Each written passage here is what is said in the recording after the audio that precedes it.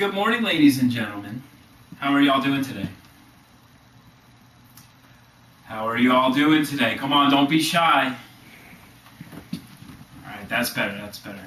Well, my name is Ian McIsaac, and I am a culinary admissions counselor here at Indiana University of Pennsylvania's Academy of Culinary Arts. And not only am I an admissions counselor here, but I am also an alum of the program from 2005. I'd like to start off by asking where everyone's from. Is anyone from out of state?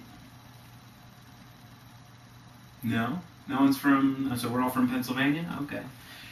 Is anyone from the eastern side of the Susquehanna River? Anyone from Philadelphia? Lancaster? Oh yeah, where are you from? Okay, cool. Thanks for taking the time to drive all this way to Punxsutawney. Again, welcome. So I'd like to start by asking, what do you hope to do with your culinary education once you complete your time at a culinary institute, whether it's here at IUP or at another culinary school?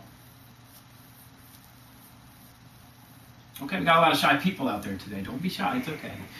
Well, the response we hear most often is that people want to be a chef at a nice restaurant, or they want to own their own restaurant. And that's great, and the Academy will teach you culinary arts, and they will teach you how to become those things, but there are also many other jobs in the culinary industry. And so, what I want to tell you is that your education will take you wherever you want it to go.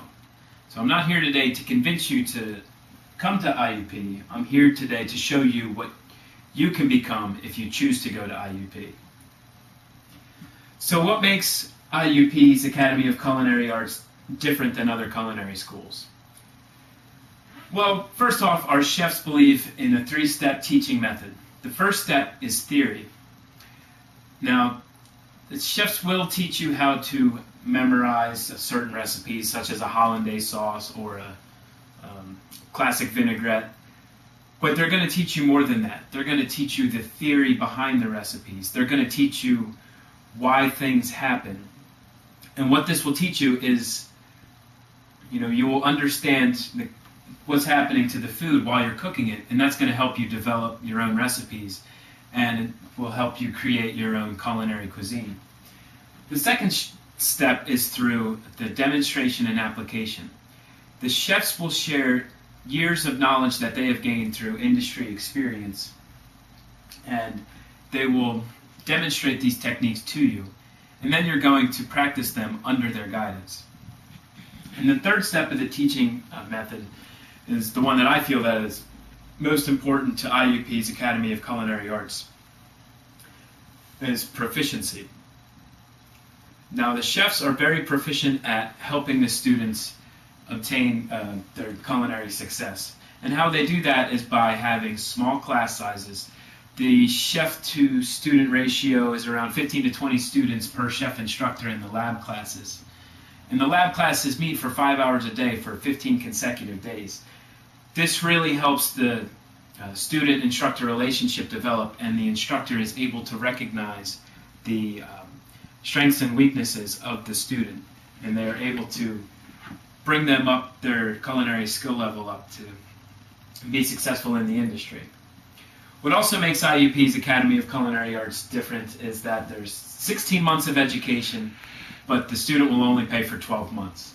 Now, what I mean by that is the culinary instruction is through one calendar year, and it goes off of IUP's academic calendar, and that is the fall semester, the spring semester, and the summer semester. The fall semester starts around the last Monday in August, and the summer semester the next year will conclude around August 10th or 15th, somewhere in there, depending on the time. This year's last day is August 9th for the culinary school, and the Toke Day is August 10th. So what are the final 4 months then? The final 4 months of the culinary instruction are the externship. Each student is required to obtain a 600-hour externship to complete their certificate in culinary arts. Now, a lot of our students choose to go to 4- and 5-star resorts all across the country. So now think about that. If I'm studying culinary arts in Punxsutawney for the whole year, how am I going to have time to go down and interview with one of these 4- and 5-star resorts? The beautiful thing about it is that there's a class in the second semester called the Employment Strategies. And one component of the Employment Strategies is that the human resource personnel and chefs from these resorts come up to Punxsutawney in order to recruit and interview the students for these 600-hour externships. Now that is proof that they come up here because they know that our students will be ready to succeed on their property because of the culinary training that they receive at the academy. Some of our externship sites include the Biltmore Estate in Asheville, North Carolina. This is a picture of the alumni that have decided to stay on after their externship in front of the Biltmore Mansion. The next picture that we have is the Breakers Resort in Palm Beach, Florida. This is a beautiful and luxurious beachfront property on the Atlantic side of the Florida Peninsula. A little further south in Key Largo, Florida, is the Ocean Reef Club. The Ocean Reef Club is an exclusive club that costs $100,000 in initiation fees, let alone the monthly membership fees that you need to maintain your membership. And if anyone likes to golf, the Pinehurst Resort in Pinehurst, North Carolina is home to 9 professional golf courses, and they've hosted some PGA events and also the US Open Championship. And if you're interested in staying a little closer to home, the Hershey Hotel in Hershey, Pennsylvania is a luxurious resort in the middle of the state, right next to Hershey Park. And one of our former chef instructors, Chef Klinger, was the executive chef at the Hershey Hotel for 17 years. Here is an alumni profile of Eric McHugh. He graduated from Culinary Arts in 2005, and he completed his externship in the Ocean Reef Club down in Key Largo. And he stayed on for an additional 6 months after his externship. And then he moved back to Pennsylvania, where he became the executive chef of a catering company, and then moved to Philadelphia and became a sous chef at 3 different gastro pubs in trendy areas of Philly. But unfortunately, Eric missed the palm trees of the Sunshine State and decided to move back to Florida. And he is currently residing in Tampa, and he's the sous chef of the refinery. And he is part of an innovative culinary team that develops weekly menus using fresh Florida produce and local purveyors. So another thing that IUP's Academy of Culinary Arts differs from other culinary institutions is the opportunity to advance your education. The first opportunity to do that is right here at the culinary campus in the Baking and Pastry Arts program. Now, in the Baking and Pastry Arts program, it is 2 additional semesters of nothing but strictly baking and pastry. You're going to perfect your skills that you learned in the core culinary program, such as breads, pies and tarts, and cakes. And then you'll move on to other elements, such as specialty cakes, wedding cakes, and chocolate sculptures, as you see on the right, and pulled sugar sculptures, as you see on the left. Now, I don't know if anyone noticed the sugar sculptures downstairs in the lobby of the Fairman Center, but those were all made by baking and pastry students.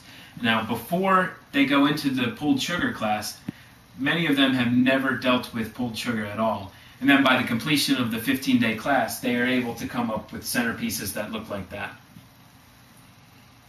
The other opportunity to advance your education is through IUP's main campus. There are 3 degrees, the bachelor degrees that accept the culinary certificate as a transfer credit, and there's 32 credits that transfer into the nutrition program, and there is 32 credits also into the culinary dietetics program. There's 42 credits transferred into the hospitality management program. If anyone has any questions about these programs, please feel free to ask me at the end of the presentation or further along on the tour as we go through the culinary school later today. So an alumni profile of someone that has taken their education further than the culinary arts program. Valerie Watt has completed her culinary arts in 2004 and her baking and pastry in 2005, and then she earned her Bachelor of Science in Hospitality Management in 2007. After graduating in 2007, Valerie became employed with the Bon Appetit Management Company. Bon Appetit Management Company is a food service provider that believes in sustainable agriculture and foods. They give a little bit higher quality product to their clients than other food service contractors.